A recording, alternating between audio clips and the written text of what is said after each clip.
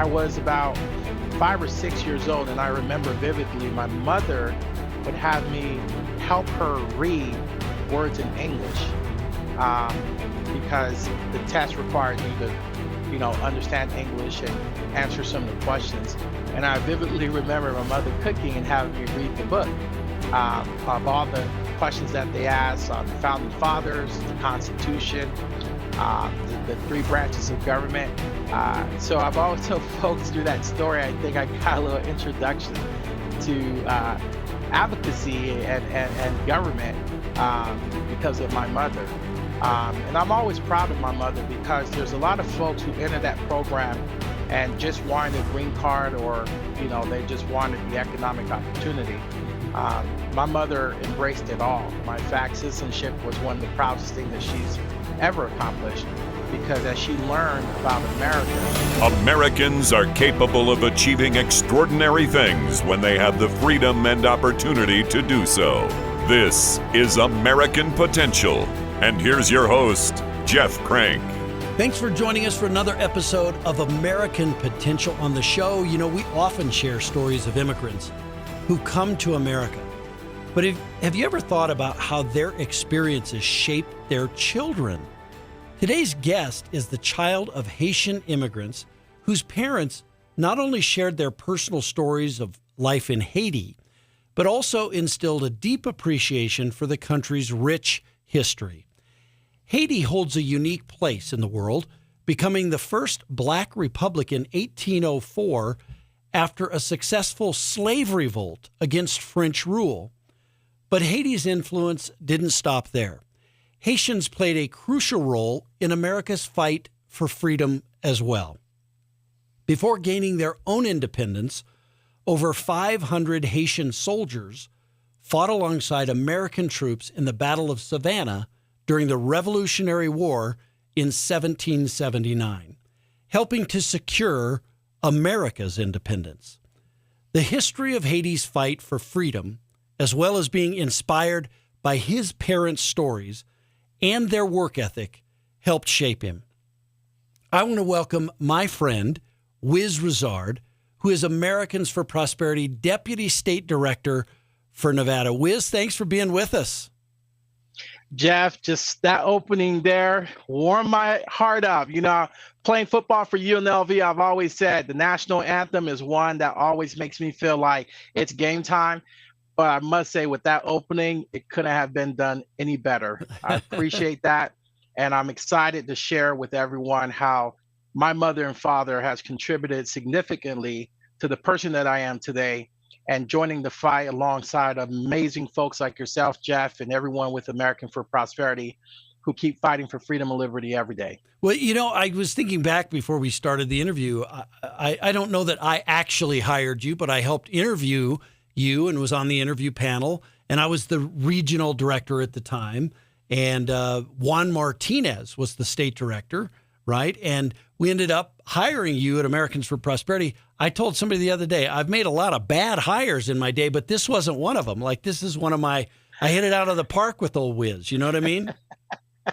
Oh, yeah. And it seemed like it was just yesterday. It's funny, Jeff, October here makes it 7 years. Wow, that is since amazing. That day that I actually inched the paper on joining Americans for Prosperity. And as always, I can't thank you enough for your leadership, your mentor. If you recall, you actually came by the office and I happened to pop in to help Juan before I even started. Yep. Happened to pop in and help Juan kind of organize the office. And we got to talk about hunting. And you were sharing with me all your cool stories. Yeah. And I've always said, Jeff is always one of those guys that no matter where he goes, what he does, he can always relate to every single person that he talks to. That's what's amazing about you. Well, and I even remember you came up to my cabin and you were worried I was going to get eaten by a mountain lion. You didn't want me to walk in the back in the dark. You were very concerned about me, Wiz. Yes, indeed. Fun times. Yeah, you got it. Hey, by the way, how'd you get your nickname? It's amazing, thoughtful question because a lot of people look at my name, Whistlet, and think it was automatic. Right.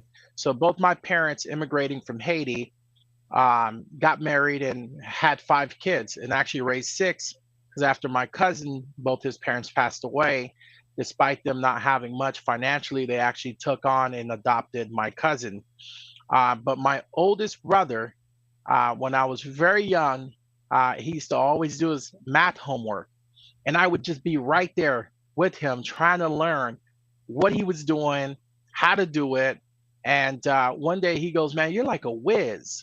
And I was like, "What?" It's like Wiz. And ever since, it stuck, Wiz. And so everyone in the neighborhood called me Wiz. And granted, my mother was always a huge advocate of education, given that she grew up in a country where she didn't have any form of education. In Haiti, for those who don't know, most time the kids who go to school are the ones that parents actually can afford to send to school. And my mother parents were not in the financial position to do so. And so when she got here to America and got married and had kids, education was always one of the top priority for us in the household. So granted, I was the kid who was always bringing home A's and B's and straight A's to make my mom proud. And I'm very thankful, despite her not having a form of education herself, that she really instilled that in each and every one of us to where all her kids were able to graduate high school. Yeah. You're kind of a mama's boy, I think, aren't you, Wiz? A little bit? Absolutely. I love my mother, and she's amazing. Even my wife now, Lonnie, when she first met me, she's like, "Oh, you're a mama's boy?" I said, "I ain't that kind of mama's boy." But when you come to learn about my mother, you also will become a mama's girl. And There she you go. loves my mother. Yeah. And yeah, I always tell folks that's my heartbeat. Yeah. Well, I need to meet your mom. I've never met your mother. I need to do that. Can you share some stories that you heard from your parents from their life in Haiti? Yeah, well, let me start off by saying Haitian people don't eat pets and dogs, okay? uh, Okay. I was literally flooded with questions about that, and which is good that, Haiti was being talked about, even though it's in the wrong limelight. Haiti plays, as you opened up and shared, a huge role in many ways, not only just to America, but to a lot of other countries, whether it's Venezuela, Brazil, and even Cuba. But when you look at the history of Haiti, I'm just always proud that my parents never wavered from their cultural values. Haiti in itself, although is the poorest country on the Western Hemisphere economically, I've also folks that it's the richest culture and the essence of freedom and liberty that there is. You have folks that literally are out in the rurals, creating a life for themselves, but more importantly, respecting each other and driving those key principles to allow people to be free and prosperous in their own right. And my mother instilled that in us very, very young. Most people don't know my first language was Creole. And Mm. in my household, that's all we spoke was Haitian Creole. So when I entered public school, I actually had a speech impediment because learning English in school, then coming home and learning like speaking Creole, it was like it was a foreign world for me. Right. But I'm very thankful because my mother also, through speaking Creole, was able to help us understand the culture of Haiti, what it means to be Haitian, and the history around Haiti. And my mother always put in our mind that if there's anything in life that you want, you need to go out there and work for it. And she didn't come to this country seeking an opportunity, seeking for others to take care of her children and herself. She stayed in America and pursued America because of the economic opportunity that she knew she would have to not only better her life, but also her children, which I happen to be the beneficiary to that. So every time I travel back to Haiti with my mother, and we used to go every year until recently, where the country has been destabilized, I've had the opportunity to not only meet my family members, but more importantly, I'm able to see how the people are living. And it's sad what's happening in Haiti. My fact, when you opened up with how much Haiti has contributed to other countries, it's sad to see that Haiti has been destabilized as a result of other countries, particularly sometimes the U.S. policy. And I've always told folks that the personnel that runs our government is a representation of us. Most time, they really don't represent us. They represent their party interests. and their political interests. And they really stained the United States of America brand for what people like my mother always saw America as. And my mother still loves this country wholeheartedly. In fact, when we talk about the American dream, my mother came here in pursuit of that American dream and has been super proud about her being able to achieve that. And that achievement for her was to be able to raise a family who had access to education, but more importantly, was able to actually go out and contribute to society in a positive way. And recently, my mother, just about 7 years ago, purchased her first home, Jeff, and that was always high on her list. And granted, this is a woman who came into this country in the late 1970s. And she finally got to purchase her home. And I share that with folks because it was a proud moment for my mother, because she never wavered from that dream. She never wavered from working hard, saving, and making sure that she pursues the things that she wants for herself and her family. And I talk about the American dream because recently, with everything happening from the border to the economy, my mother has looked at the country and said, wow, this is not the America that I at least came here and immigrated to. But you're also seeing that disdain in the polls, Jeff, where 36% of Americans apparently only believe in the American dream. The remaining amount no longer feels that the American dream is attainable. And so we have some big problems ahead of us. And I'm just very thankful that my family values have put me in a position to continuously drive and contribute towards that effort. Yeah. Can you talk about, share the story of how your parents came to America? Oh, that one always softens me a little, Jeff. So if I hold back the tears and pause, do understand why. When I went to Haiti for the first time with my mother after the earthquake, and I got a chance to walk in the very like soil that she grew up running around. She remembers her memories as kids. It really touched me. But one of the most moving parts about that story was when my mother had my cousin drive over to an area that was kind of a bay where the ocean was. And she pointed to a boat, a very small little raft. And she said, do you see that, son? That's exactly the area I got on that boat. And that boat that she got on, her intentions were actually to go over to the other side of the island, because back then people didn't have just transportation like that. And if you wanted to travel, a lot of times people in the rural would just take the boat and follow the coast and get to their destination. Well, that day that she got on the boat, Jeff, was the day that there was a bad storm and bad wind. And that wind ended up pushing them, drifting them so far out into sea that for about 5 days, they drifted. And they drifted literally towards Cuba and Florida. There were folks on the boat that apparently had passed away. And when those folks had passed away, they would toss you over. And my mother, for 5 days, mind you, there was only maybe food and water for just that short trip. There they were starving, dehydrated. And there was a gentleman there on that boat that had recognized my mother and knew her father. And when my mother, because she was just completely disoriented and just out of it, they thought she was dead, he actually covered her and said no, and protected her. And literally a couple hours later, the Coast Guard, through their own routine patrol, found the boat. Wow. And brought the folks on to the boat and brought them inland to provide care, as a lot of folks needed some serious emergency care, given that they had just been dealing with being out in the ocean for quite some time.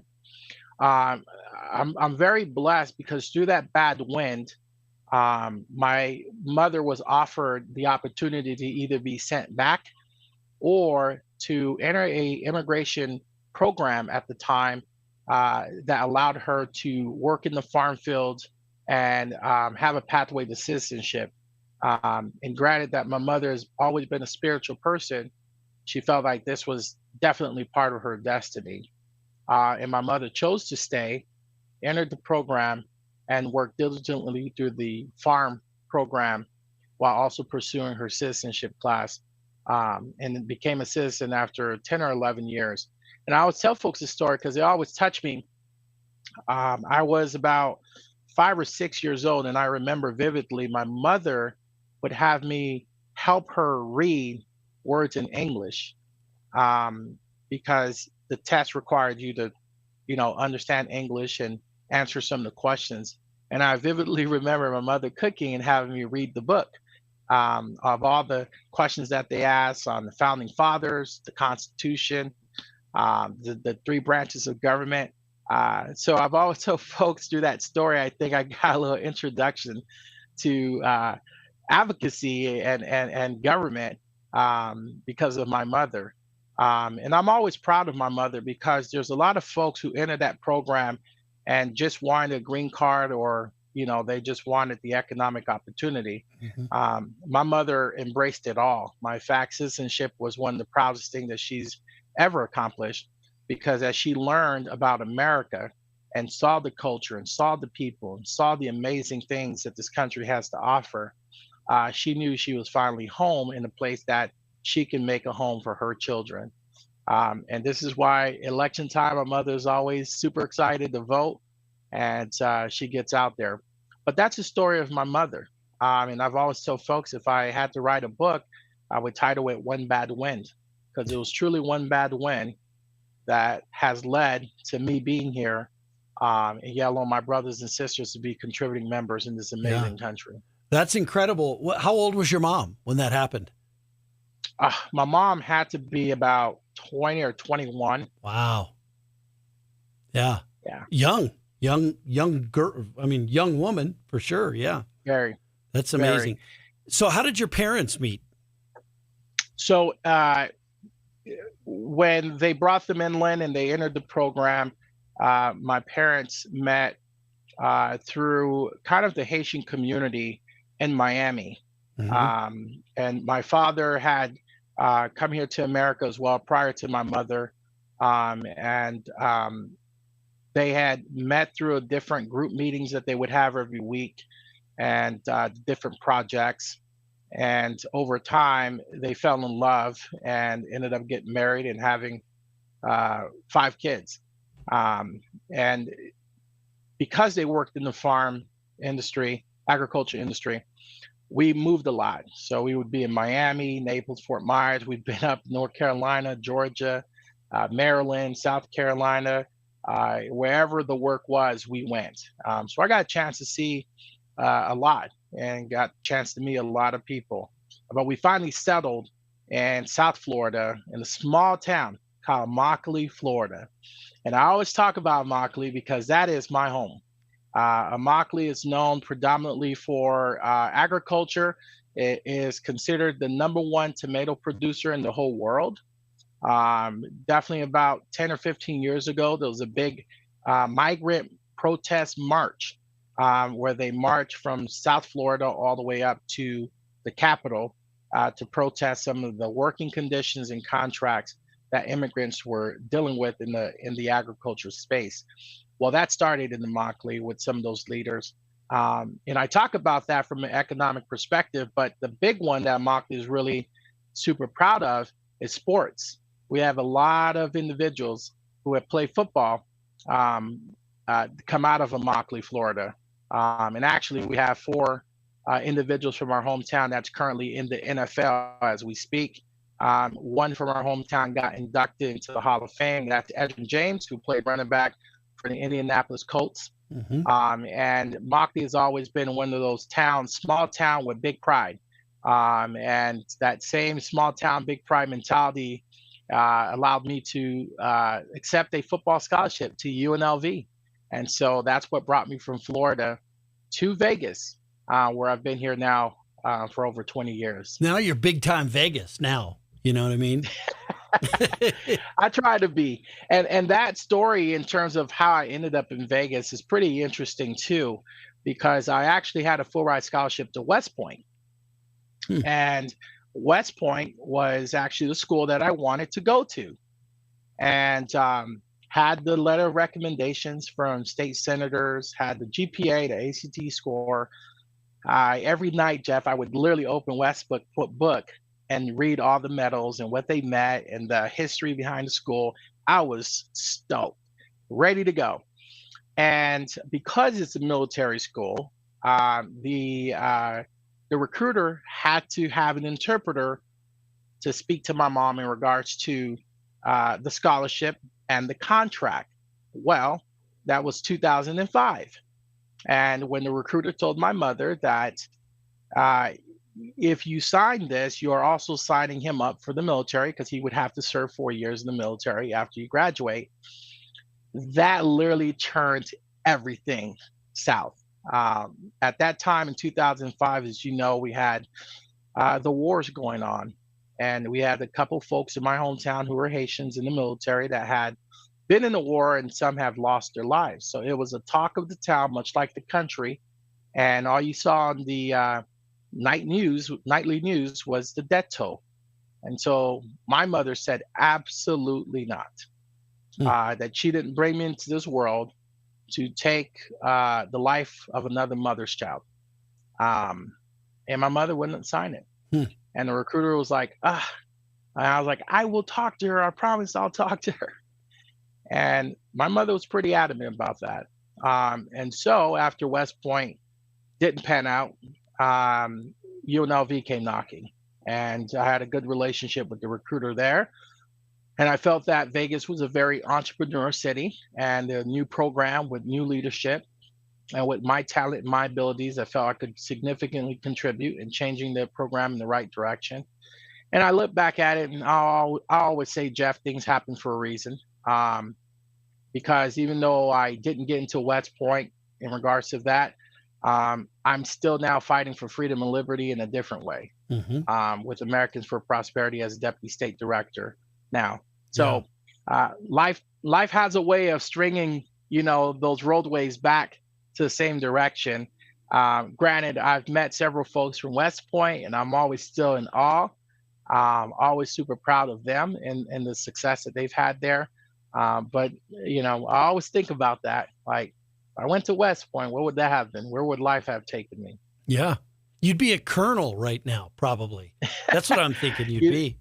A good friend of mine who's in the military said the same thing. He's like, you'd for sure be a colonel by now. Right. Wiz. That's right. That's right. Now, your parents, they had an amazing hard work ethic. How did they show that and exhibit that to you? Oh, that very word, hard work, wasn't even said in the house. My parents showed it. They expected it in all things that we did. And I'm very thankful because even my mother, who worked 6 days, sometimes 7 days a week, even when she was tired, she always knew when to take that hat off and put her mother hat on, and gave it 100% even more. And because we saw her give so much, sacrifice so much, always go hard so much, it made us want to go hard in all the things that she expected us to do, especially when it came to education. My mother, still today, when I talk to her, I'm like, Mom, how did you do it? She'd be up at 5 in the morning, cooking breakfast and lunch, getting ready. She's out of the house by 6:30, getting into the farm field areas by 7. And you're talking about, Jeff, from 7 a.m. to 7 p.m. and sometimes later was their schedule, 6 days, sometimes 7 days out of the week. But my mother still, on the days like Sunday that she would have off, she'd wake us up early and we'd go to church. And we'd be at church in the mornings, the afternoons, and the evening. And my mother was a leader in the church. She was a leader and still is one of the presidents of the women's group at the church.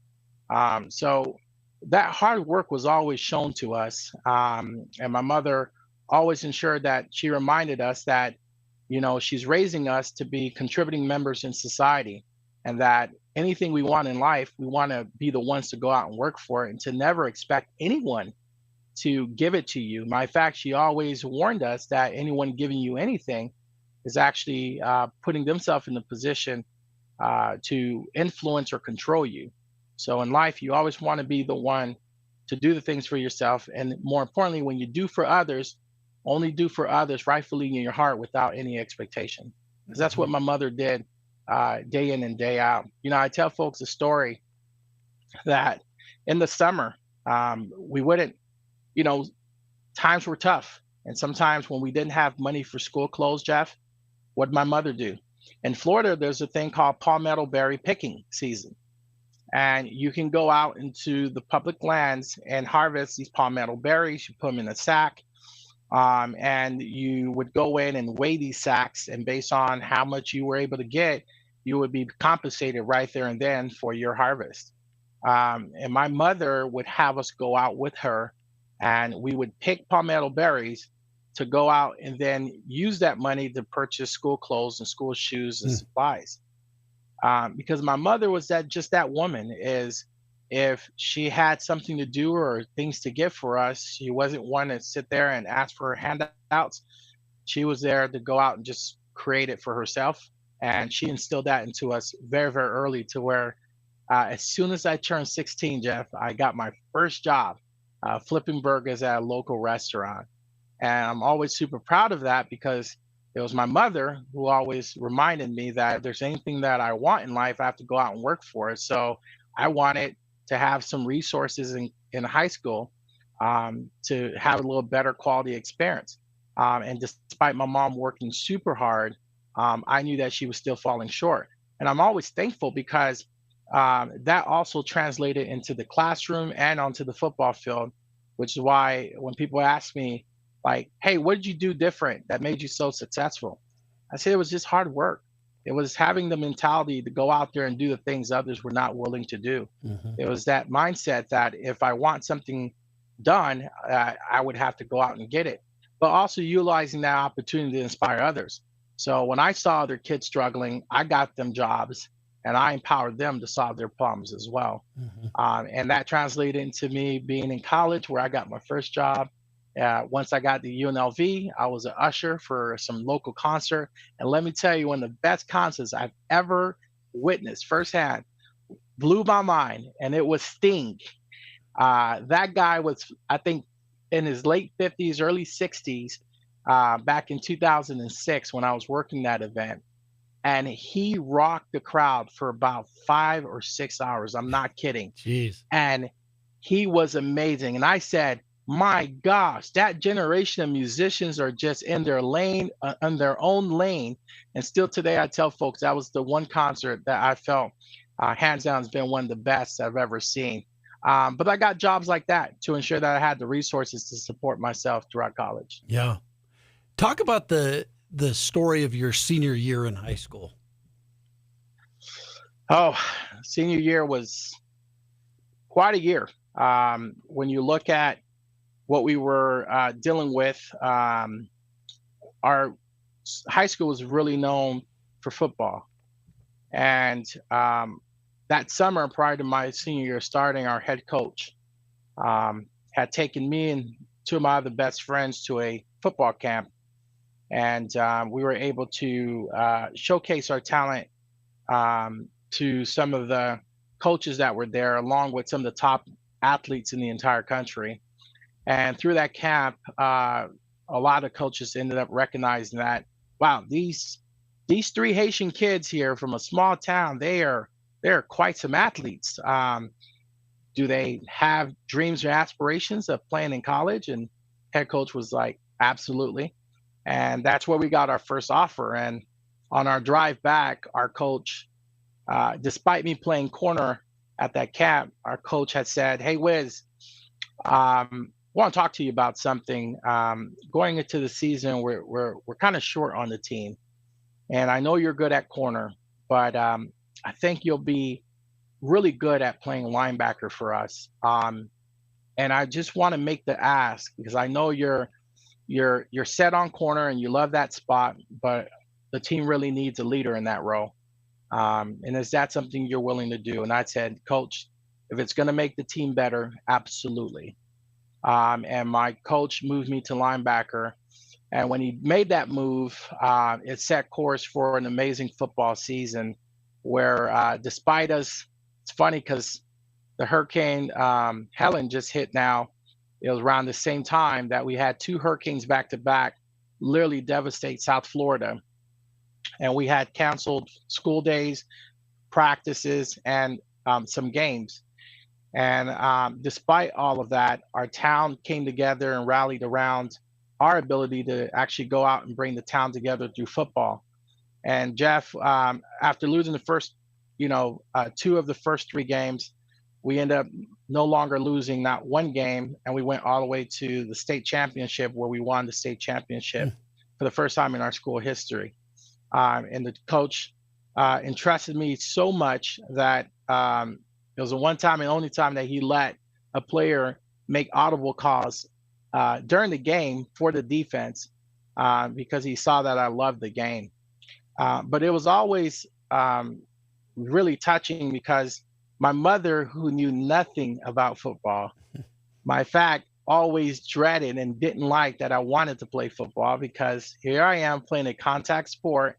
She barely has the resources to even get a school closed, let alone if I injure myself. Now that's a bigger financial burden. So she wasn't a big fan.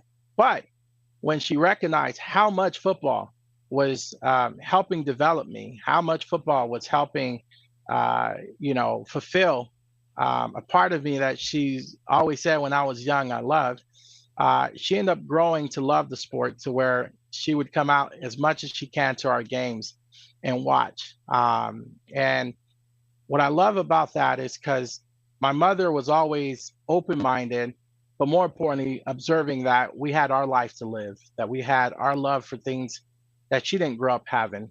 And so after our senior year and we graduated, it was kind of emotional because I remember vividly when UNLV sent the scholarship and I signed. My mother was there to take pictures with me on signing day.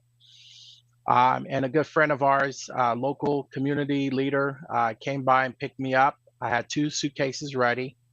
And I'll never forget that day, Jeff, that I had my suitcase ready to go off to college. Mm-hmm. My mother stood outside the door and she hugged me and kissed me and just tears pouring down her eyes because she knew that she had done all that she could to raise us, to give us all that she ever could. Despite her coming in from the situation, you're talking about a place in Haiti where there's people so poor, Jeff, that they eat dirt patties. Okay. There are people so poor that they sleep under trees. Okay.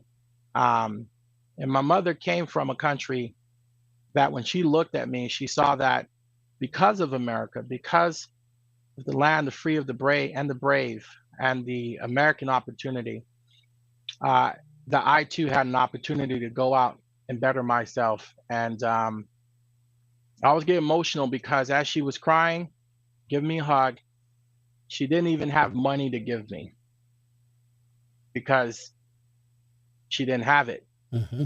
And I get emotional because that was one of the most proudest moments, Jeff, because my mother didn't need to give me money. She had already given me the best thing I could have ever asked for, and that was life. Mm-hmm. I later learned that when my mother was pregnant with me, she could barely feed herself, let alone my brothers and sisters, because she was working extremely hard. And as one of my uncles, when I was in college and I stopped by and saw him, he goes, "Do you know how great you are?" I was like, "What do you mean, Uncle?" He said, "Do you know how blessed you are? Like your very life." And he went on to tell me that one day he went by to see my mother and I was in her womb, and you can tell her mother just hadn't eaten much. And she had let him know that she didn't get paid, but she got the other kids food and she just, she's eating what she can. And he brought her some plantains to hold her up. And I always think about that, Jeff, because I'm personally in my life pro-life, and I have friends that have been in that situation. And if my mother would have had someone tell her she's not in the best financial position, she already has 3 kids, she has no form of education, and so on and so forth. That this life, in order to have a quality life, it isn't going to have a quality life. And to abort me, my mother had every reason, Jeff, to do that. And I'm just so thankful that my mother had the value, the spiritual belief, and that all life is rightfully um, in a place that God wants it to be. And my mother had me. And I'm always thankful because when I grabbed those two suitcases and I look back, that woman gave everything that she possibly could down to her own soul. Yeah. And I made a promise that me getting in that car was simply one mission and one mission only, was to make her proud. Hmm. And so I graduated college.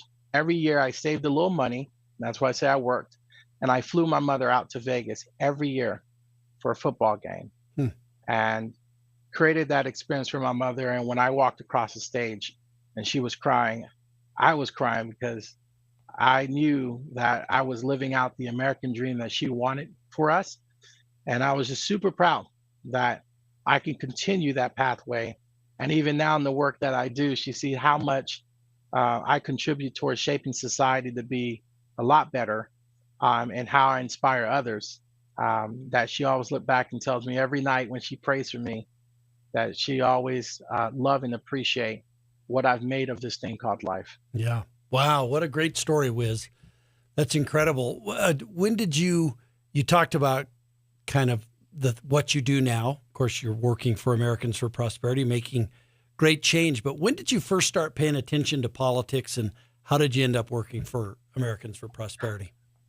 So my father actually worked in construction. He went from working in the farm fields to working in construction.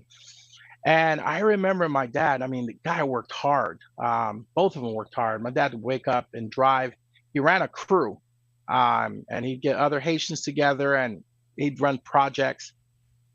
And I remember my dad always getting paid, and he would look at his check and he would just, be very upset. And never really understood why until later when I started working and I started talking to my dad about how hard I was working. Jeff, I mean, I was a full-time student, full-time athlete, and most people don't know I had a full-time job.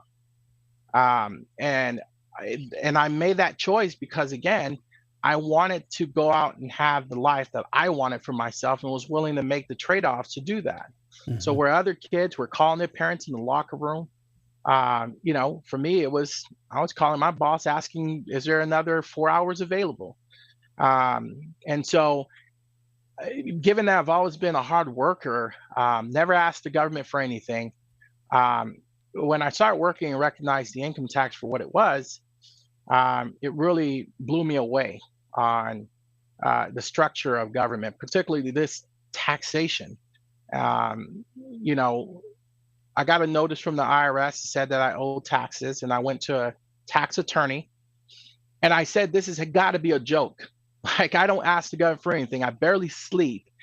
I'm a full-time student, full-time athlete. Like, I'm doing everything I can to take care of myself and my family. And now they're telling me that I need to pay this. What's going to happen? And tax attorney said, welcome to America. If you don't pay this, you go to jail. Right. And I was like, this is crazy. This is not the America that I grew up learning about. And it finally clicked on me that this is kind of the same frustration that my father had. But, I'd been part of the Frederick Douglass Club in college, but I wasn't as active because I was so busy. And I do remember a little bit of what the work Frederick Douglass was doing, but it was never towards, taxes. But it did dawn on me that, and I tell folks this all the time, Jeff, that I think the income tax is one of the most pernicious tax that there is, because it really asserts that the government owns 100% of your labor and decides how much of it you can keep. And it's involuntary of how most people, experience it. Because I've always asked people, raise your hand if you voluntarily pay your taxes. People raise your hand and I'll say, voluntarily, like you just choose to just pay your taxes, or are you forced to pay it? And people's like, oh yeah, I'm forced to pay it. It's like, right. I was like, well, to me, it's no different than what we saw, during slavery. It's people were involuntarily forced to provide their labor at 100%. and force was used against them. And this is not me opposing taxes. I think there's a proper role for taxes, things like sales tax, tariffs. Um, these are important, consumer taxes. But when you look at the tax on direct labor, I think there's an underlying principle there that it's eroding, that spilled over into a lot of areas.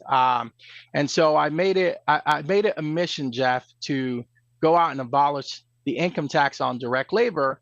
And that led me to reading the Constitution. And from the Constitution, I was just so amazed by the history behind it, because I never got a chance. Like I said, the education system teaches you to go out, read something, and then take a test. But it never allows you to actually really go through and ask some very critical questions and then really go into a rabbit hole. And when I came across Adam Smith, for example, I recognized that economics was a key component of any thriving society. And so I looked at the income tax history and realized, my gosh, we got a lot to do. And there was a gentleman by the name of Ron Paul who was running for president. And I would tell people, in 2008, I voted for Obama. But if you also asked me to recite the Bill of Rights in 2008, I couldn't tell you what the first, the second, or third was, right? And that just goes to show you, here I am in 2008 voting for president, but don't know how to even hold the government accountable. And so as I started doing this research and started learning about the Constitution in 2012, I joined the Republican Party to advocate for Ron Paul. And what I love about Ron Paul is Ron Paul ran for president, not to become president. Like, if it happened, it happened. But really, and I never forgot this when he said it.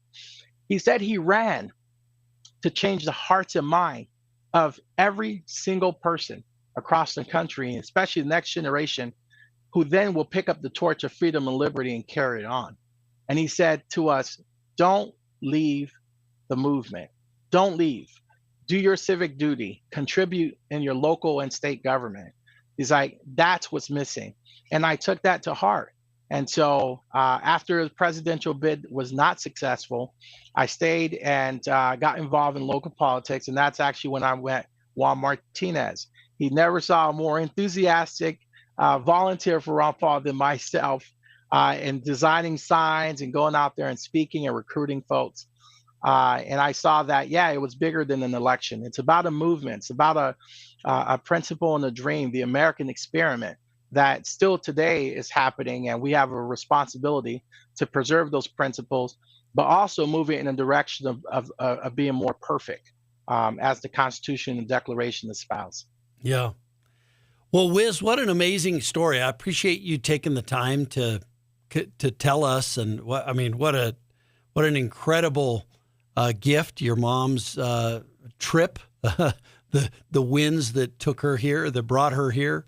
Just incredible story, and her hard work and determination. And that's, as we think of immigrants around the world who come to the United States, those are the kinds of folks that we want to come to the United States, who will contribute to society. And our country's better because your mom and dad are here. And it's certainly better because you're here too, Wiz. So thanks for coming on and for sharing your story. Absolutely, Jeff. And, Haiti has so much to offer the world, and a strong Haiti, one that's stabilized, one that has governance, will be a strong contributor to the U.S. as they have been in the past. And I talk about the border situation because what's happening there, especially with the Haitians having to flee their own country to pursue a safe haven of some sort by coming through the border through different programs that I don't agree with. It goes to show you that the Haitian people are resilient, and wherever they've gone, they actually have been tremendous contributors amongst that community. But I do take the time, Jeff, to reaffirm that border security is essential to any country. And when we talk about foreign policy, that I would hope that the listeners take a look at Haiti and understand how certain policies, whether they're subsidies like what Bill Gates sent to Haiti that wrecked the local rice economy and took people out of work, or the political deterioration that some of the policies through like the UN has done to the country and not allowing them to democratically elect their own leader, has led to a lot of destabilization that has caused Haitian people to look elsewhere for an opportunity. And my mother was fortunate that there was an immigration program, which is why I love talking about supporting reformation and the immigration system altogether. And it's not just secure the border, but making sure resources are provided, because there's a lot of people who don't want to do it the illegal way. And I would hope that people understand that, whether you're going through something or not, you don't want to continuously break laws. But I do think America has to recognize the immigration system has been outdated for far too long. And there's a lot of individuals with amazing talent, amazing character, amazing stories like my mother and father, who, if given the opportunity to come to America and contribute, will contribute significantly. And the hope is that children that come from them, like myself, can continuously embrace the values of America, be proud Americans, stand for the flag, represent the flag, and more important, preserve the limited form of government for which we are. So I appreciate you having me on this show. And I hope that people understand that Haiti is an amazing country with amazing people, with amazing spirits, and that hopefully through a bipartisan effort, we can reform our immigration system, secure our border, but more importantly, implement foreign policies that's going to help support neighboring countries like Haiti to have strong economies and be contributive to the United States as well. All right. Well, Wiz, thanks again for telling your story, and say hi to your mom for us. Thank you. And hopefully you'll get to meet her maybe on the House floor someday. Someday. I hope to do that. That would be amazing. Thank you, Wiz. Appreciate you. Thank you, Jeff. You bet. Well, liberty and freedom, so easily taken for granted. We talk about Wiz. We talk about Wiz's story and immigrants all across the United States who came here for a better life. And we take it for granted. Don't take liberty and freedom for granted. Go out there, defend liberty and freedom. If you'd like to get connected with an Americans for Prosperity state chapter, be sure to email me at jeff@americanpotential.com. I'll get you connected to a state chapter. And, we're always working on stories that help keep you inspired and informed. And the best way to stay connected is by liking and subscribing to our channel, as well as following us on Facebook, on Twitter, and on YouTube. And again, if you know someone with a story like Wiz's that's working on expanding freedom and opportunities, and you want us to share that story, go to our website, AmericanPotential.com, fill out our Share Your Story section. Thanks for being with us on another episode of American Potential. Thank you for listening to American Potential. You may listen to more stories from Americans working every day to expand freedom and opportunity in their communities by visiting AmericanPotential.com.